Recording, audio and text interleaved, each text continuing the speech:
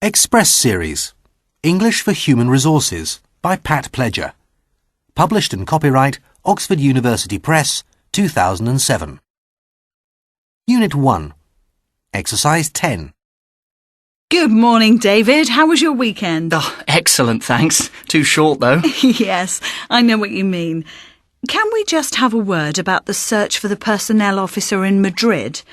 I know that it's your responsibility, but I'd like to be up to date on what's happening. Well, the job description and person specification have both been finalised and cleared with Francisco Menendez in Madrid. We're looking for someone with 2 to 5 years generalist HR experience, either an HR qualification or a degree, and last but not least, they must have high-level English skills.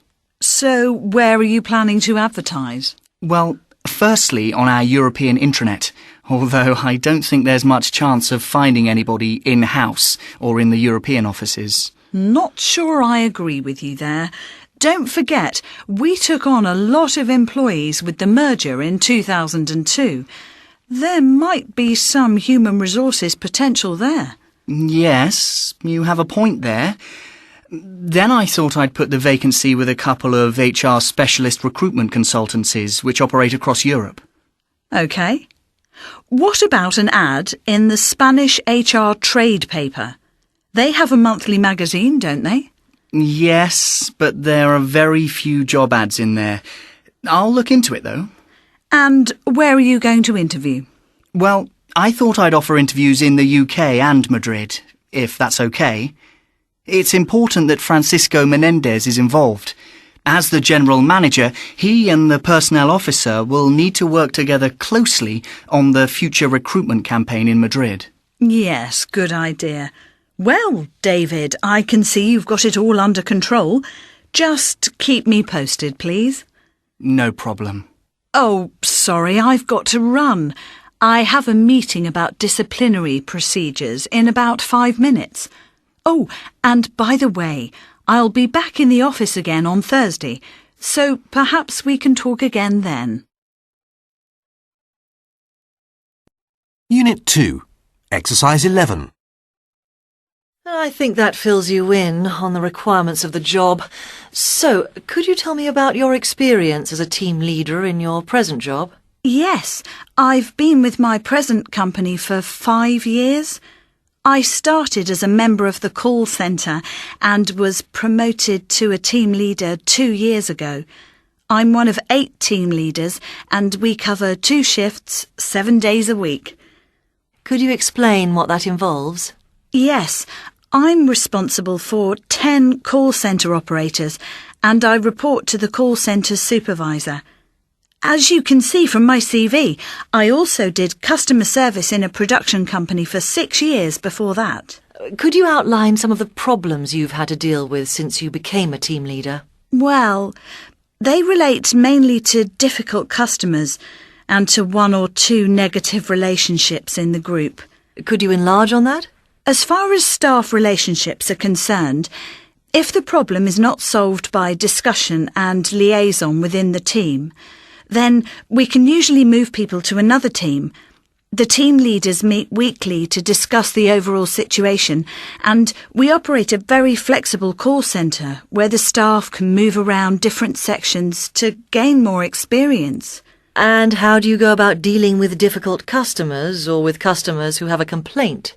We have a directive that says that a customer who is not happy about something should be transferred to a team leader immediately. It's one of our specific responsibilities. Otherwise, my staff are instructed to tell the customer that I will call them back as soon as possible. If I'm not there, then another team leader deals with it. What aspect of your job do you like best, Melanie? I particularly enjoy dealing with customers. I think I have an ability to build a good rapport with people on the telephone, and I believe I am good at it. Why do you want to leave your present job? Part of the call centre is being transferred to another location in the south. My partner has a good job in this area, and we have 2 children at school.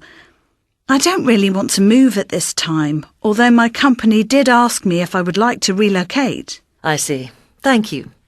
As you know, the next part of the interview process would be an assessment centre. Unit 2. Output. 1. It is not relevant to ask someone's age. You can work it out roughly from their CV, and anyway, the important thing is whether or not they have the ability to do the job, not how old they are. 2.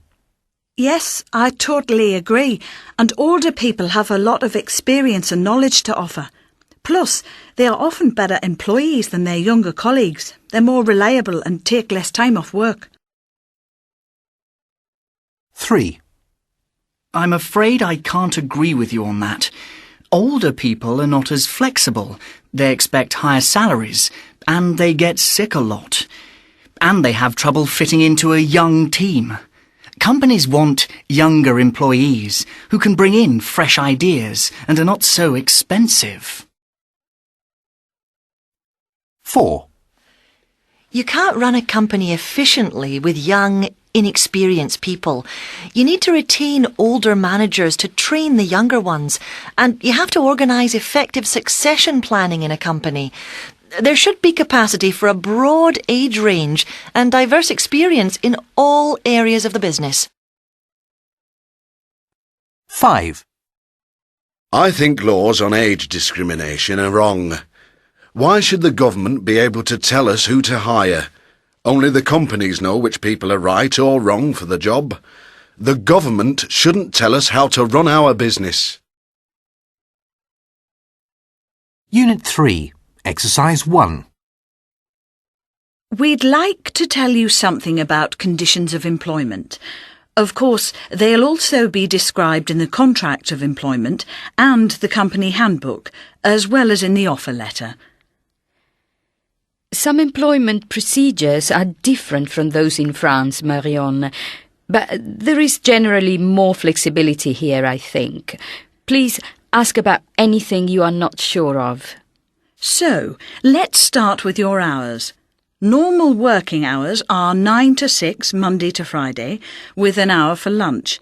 We currently operate a 40-hour week plus lunches.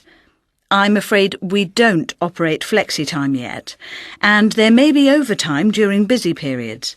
This is either paid or given as time off in lieu. I see. By the way, we are currently looking at more flexible working arrangements for our employees, but that's still in the future. OK, could you tell me what happens if I'm ill? We pay for the first 12 weeks of sickness and operate a company permanent health insurance scheme, which continues to pay you after that. If you're ill, Marion, we expect you to phone in as early as possible on the first day to tell us, and then to keep us informed after that. Yes, that's clear. Could you tell me something about the holiday allowance? Your annual paid holiday is 20 days, rising to 25 after 2 years' service. You must clear dates first with your department head, of course. I have a week's holiday booked in 2 months' time. Will you honour this? I'm sure that won't be a problem, as it's only a week. We can discuss it in detail later. Great. Would it be possible to see the contract? Yes, of course. One will be sent with the offer letter. We'll be taking up references with your previous and present employer. I know in France you would normally include references with your application, but as you know, here in the UK, we prefer to apply for references ourselves, which is why we'll make the offer of employment subject to satisfactory reference. Yes, I understand. I've given details of my referees on the application form. My present employer in Marseille knows I'm leaving, so you can go ahead and contact them. I'll tell them to expect a letter from you. Well, thanks, Marion. I hope you'll be joining us soon and look forward to welcoming you to the department. Maybe you'd like to meet some of the team over a bite of lunch? We'll all be going to the canteen in around 15 minutes. That sounds nice. Thanks. Yes, well, I'll leave Chiara to look after you, Marion. We'll get the offer letter, contract and handbook in the post within the next 24 hours. Could you please let us know if you want to accept the job offer by the beginning of next week? Right. Thank you both very much. I feel very positive about everything. Unit 4, Exercise 2.